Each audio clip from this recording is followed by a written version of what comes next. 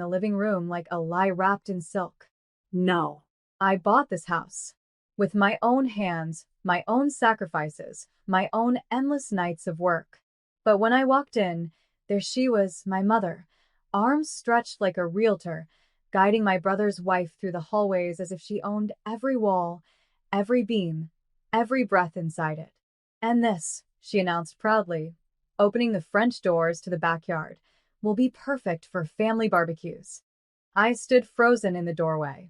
My name is Diana Monroe, 32 years old. And if you think the story is about a house, you're wrong. This is about what happens when trust is stolen brick by brick, and how betrayal doesn't come with warning sirens. It comes with a smile. Tell me, what do you do when the people who raised you decide your life belongs to them? I smiled, waited for them to leave, and pretended not to notice how my mother's eyes flickered when she realized I was standing there. That night, I changed every lock. The house didn't just reject them. It didn't even recognize their touch anymore. And that was just the beginning. The next morning, my phone lit up with a flood of missed calls. Mom. Then Dad. Then my brother's wife. Each voicemail sounded like a performance, dripping with entitlement and anger. Diana, what's this nonsense? We couldn't get in. Call me back. Sweetheart, don't the family. Keys, cars, bank accounts. It's no different with this house. And then, my brother's wife, her voice smug, almost rehearsed. You really think you can keep it to yourself? It's ours too. Everyone knows your mother paid for it. That line nearly made me laugh out loud. Paid for it? My mother hadn't paid a single dime. I still remembered working 3 jobs, sleeping in my car, missing meals just to make the first down payment. I was the one who signed the mortgage papers, who wired every installment, who sacrificed friendships and love for a dream they now wanted to strip away in a single evening tour. By noon, I decided to test something. I pulled up the home security app on my phone. The footage from the night before was crystal clear. My mother's smile as she swung open the door, her voice proudly telling them, "Welcome to our new home." My brother's wife twirling in the kitchen like she already owned it. I saved the clips. Something told me I'd need them later. At 2 p.m., there was a knock at my door. Hard, demanding. I peeked through the camera and saw them. Mom, Dad, and my brother's wife, all standing there, glaring at the locked door like it had betrayed them. I pressed mute on my phone, silenced every ring, and whispered to myself, "No, this time, I won't open the door." That silence was my first act of revenge. By evening, their patience had run dry. I sat by the window, sipping coffee, as their voices rose outside like a storm. My mother's shrill tone pierced through the air. "Diana, you're embarrassing this family. Open the door now." My brother's wife added fuel. "She's acting like a child. This house should have been ours anyway. Mom said so." I let their words hang in the air, savoring every syllable of entitlement. For years, I had been their punching bag, the forgotten daughter, the scapegoat, the one they could humiliate at birthdays, weddings, dinners, always reminding me I wasn't good enough. But this house was mine. My blood, sweat, and sacrifice were in every corner of it. And they hated that truth. Around 7 p.m., Dad tried a softer approach. His voice, calm but rehearsed. "Sweetheart, let's talk this out. Families don't keep secrets. Families don't lock each other out." That line cut me deeper than they realized. Families don't keep secrets?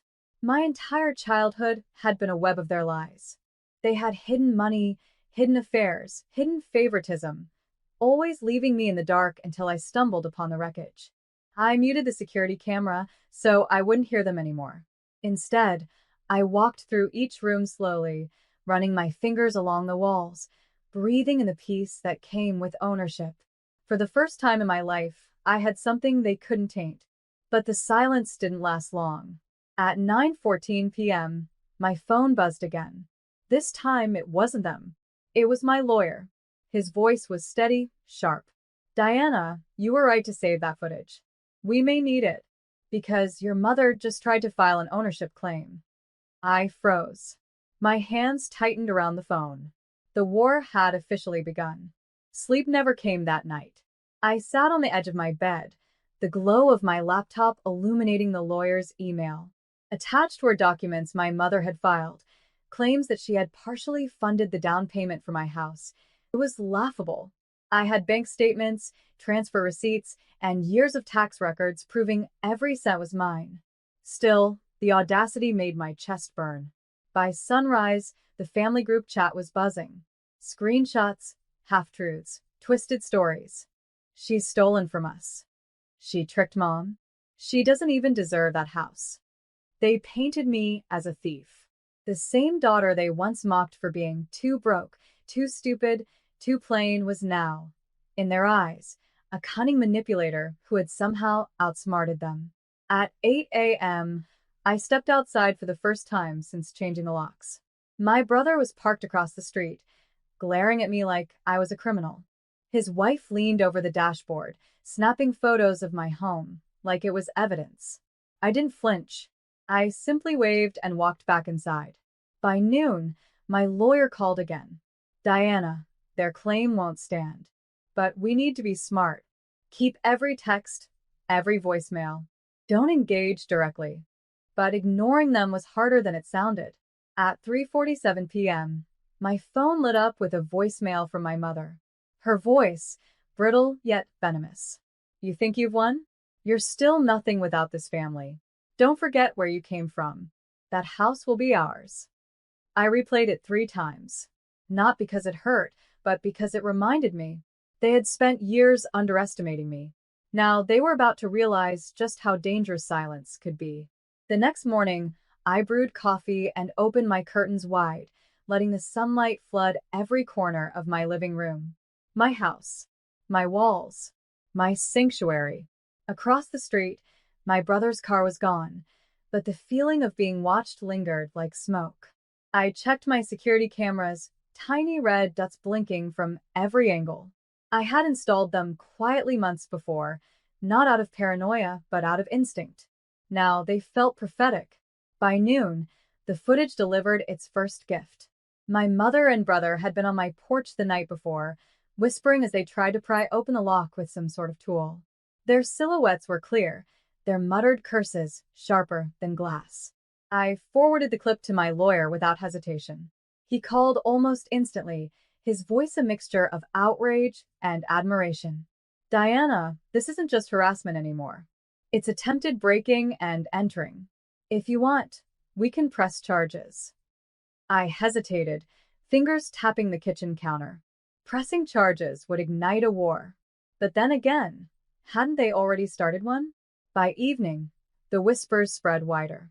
My aunt called, pretending to check in. Within 2 minutes, she was asking, "Sweetheart, maybe you should just let them use the house for a little while. You don't want to tear the family apart, do you?" I laughed so hard I startled her. Tear the family apart? They had ripped me from it years ago. All I had done was finally lock the door they'd always walked through. As the sun set, I walked through each room of my house, touching the walls, the windows, the door frames. I wasn't just protecting 4 walls. I was protecting the only thing I had built without their claws in it. And this time I swore they wouldn't take it back. 2 days later, the confrontation I knew was coming finally arrived. I was pruning the roses by my front steps when their car screeched into the driveway. My mother got out first, dressed like she was headed to brunch, not battle. My brother's wife followed, her designer bag slung over her arm like she owned the place. And then my brother, jaw clenched, eyes locked on me with a mixture of rage and entitlement. "Open the door, Diana," Mom ordered, her tone sharp as glass. "This is a family home, and you're being selfish." I calmly clipped a dead rose stem and dropped it into the basket at my feet. "This is my home, bought with my money. If you wanted a family home, you should have bought one yourselves." His wife scoffed, rolling her eyes. "You don't even need this place. You're just being spiteful." Spiteful. The word rang in my ears like a church bell. Spiteful was watching them laugh at me when I couldn't pay my tuition. Spiteful was Mom telling relatives I'd never amount to anything. Spiteful was pretending I didn't exist until suddenly I owned something they wanted. My brother stepped forward, his voice low and threatening. If you don't give us a key, we'll make sure everyone knows what kind of person you really are. I tilted my head, a slow smile spreading. Funny. I was about to say the same thing. I pulled my phone from my pocket and held up the video, clear footage of them attempting to break into my house. The blood drained from their faces in unison. You think you can intimidate me? I whispered. The locks aren't the only thing that changed.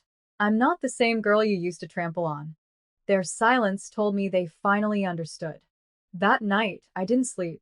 Not out of fear, but out of the adrenaline rush of finally standing my ground. For years, I had been the one tiptoeing around them, begging for scraps of love, of validation, of belonging. Now the roles had shifted, and they knew it. At 9:14 p.m., my phone buzzed. A message from my mother. We're family. Stop this nonsense. Give us the keys, and no one else needs to know. Seconds later, another text from my brother's wife. You'll regret this, Diana. Don't test us.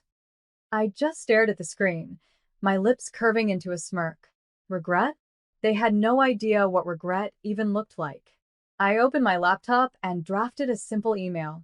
Attached were the video clips of their attempted break-in, along with screenshots of the texts they had just sent me, thinly veiled threats.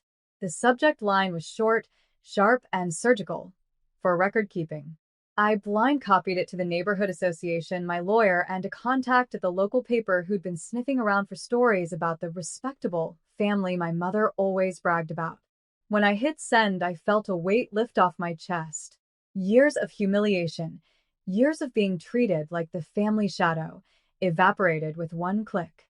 By morning, I knew the calls would start. Desperate ones. Angry ones. Maybe even tearful ones. But it didn't matter. Because for the first time, the truth was no longer locked inside me. It was out there, alive and breathing, and it would do what I never could. Make them accountable. And deep down, I wondered, would they even dare show their faces in public again? The next morning came with chaos. My phone lit up before sunrise. Missed calls from my mother, frantic voicemails from my brother, even a shaky text from his wife begging me to take everything down. But the chain had already been set in motion. By 8 a.m., my lawyer confirmed the video evidence and threats were securely filed. By noon, the neighborhood group chat was buzzing with whispers. And by evening, the article hit the local paper. Prominent family under scrutiny for fraud and harassment. Their empire of appearances, carefully polished for decades, cracked overnight. My mother, who once paraded me as her shame, was now trending online as a liar. My brother's wife, who had sneered at me from my own porch, was suddenly the face of entitlement in the community. And me? I didn't even have to lift another finger. That evening, as the sun dipped into the horizon, I sat on my porch with a cup of coffee. I watched their car pull up, saw them hesitate at the locked gate. They didn't dare step out this time. My mother's eyes found mine, pleading, but I felt nothing. No rage, no hurt, no longing. Just clarity. I stood, walked to the gate, and said calmly, "You erased me for years. Now the world sees who you really are. This house, this peace, it's mine. And you'll never control it again." Their faces broke, but I didn't stay to watch. I turned, closed the door behind me, and let silence answer them. For the first time in my life, I wasn't the forgotten child, the family embarrassment, or the one left in shadows.